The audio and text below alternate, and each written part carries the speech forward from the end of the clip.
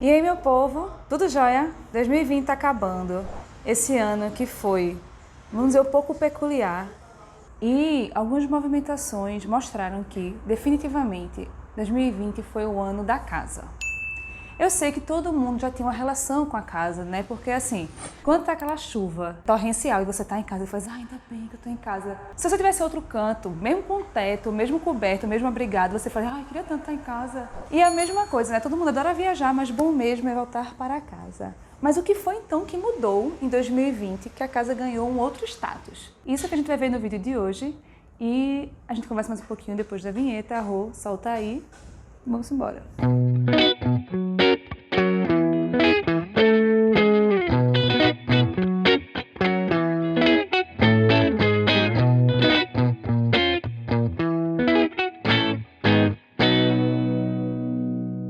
Antes da pandemia, todos nós vivíamos rotinas bastante dinâmicas, em que a gente estava sempre correndo de um lado para outro, do trabalho para um curso, para atividade física, e aí marcava viagem no final de semana, viajava, voltava. E aí a casa ela acabava sendo aquele ambiente que você vivia entre um dia de trabalho e outro, entre um final de semana de viagem e outro, e assim sucessivamente. A pandemia mostrou que a casa ela não deixou de ser o lugar de entre, ela passou a ser o lugar onde tudo acontecia, o lugar do agora.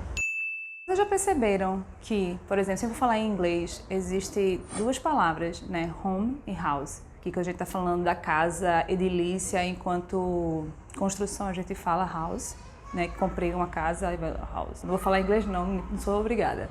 Mas quando a pessoa fala, quero ir para casa, é I wanna go home. Aqui a gente não fala muito isso, né? Não fala tipo, quero ir para o meu lar. Mas existem essa diferença de casa e lar. Uma coisa está falando do imóvel, a casa, e outra coisa está falando do lar, o local onde a gente se reconhece e onde a gente vive e constrói nossas relações. 2020 foi um ano que provou que sim, é necessário ter uma relação mais íntima com o seu lar. Veja, vocês vão pensar, antes do momento da pandemia, todos nós vivíamos uma vida muito agitada, né?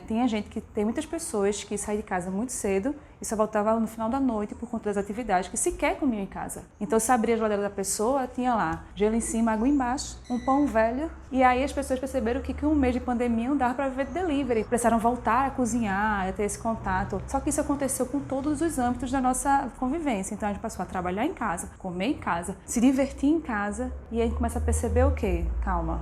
Preciso dar mais atenção a esta criatura.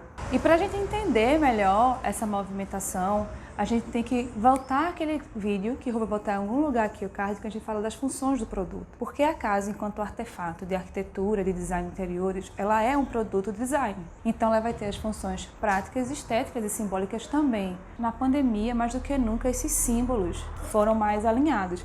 É a questão principal aqui do reconhecimento e do pertencimento do que a gente está falando.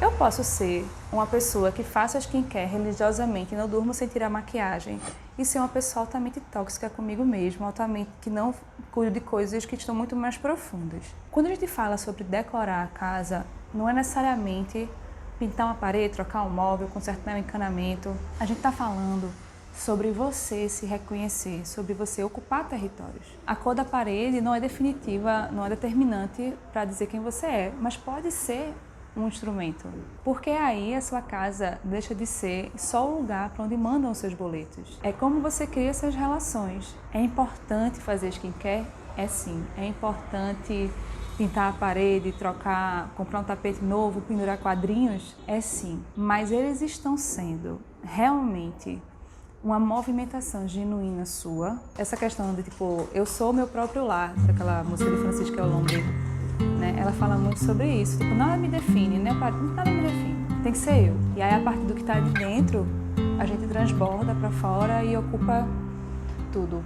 Comigo mesmo, durante a pandemia, aconteceu uma movimentação interessante. Eu morava num apartamento que eu amava, maravilhoso, que tinha uma luz maravilhosa, era bem pequenininho, então era tipo pro meu dia a dia, que eu vivia saindo, entrando, ele era ótimo. E ele tinha uma super vantagem, que ele ficava num lugar muito alto, sala na frente. Então, assim, mesmo morando na Boa Vista, que é no centro do Recife, parecia que eu estava em um retiro espiritual. Só que na pandemia se tornou um pesadelo, porque eu estava sozinha, em isolamento social, só com o som dos pássaros por quase 2 meses. Fora isso, outras necessidades começaram a aparecer. Então, eu comecei a dar aula em casa, trabalhar em casa, coisa que eu não fazia antes. Eu precisei me mudar. Eu precisei ir para um lugar maior e um lugar que agora eu tenho contato direto com a rua. Então, quando eu passo o cara da verdura, eu escuto, não sabia nem que passava. Eu moro na mesma rua e não sabia nem que passava o carro da verdura aqui. Então, assim, essa movimentação foi realmente uma movimentação física. Eu mudei de endereço. Mas eu sei que muitas pessoas não tiveram ou não puderam fazer, não é uma necessidade tão grande assim como eu tive. E aí, se você, durante a pandemia, teve alguma movimentação desse tipo, manda aí nos comentários, escreve aí o que aconteceu e se essas modificações vão continuar depois também. Não é só onde os boletos chegam, né? É o lugar onde você tem muito barulho toda hora. Eu não tô conseguindo concentrar com aquele barulho, tu acredita? Deixa eu só formular essa vamos pausar aí o áudio, eu vou pausar aqui também. Já tô descansando um pouquinho, eu vou fazer só dos espaços. Se eu te disser que eu não gravei esse final todinho. É sério? Desde quando?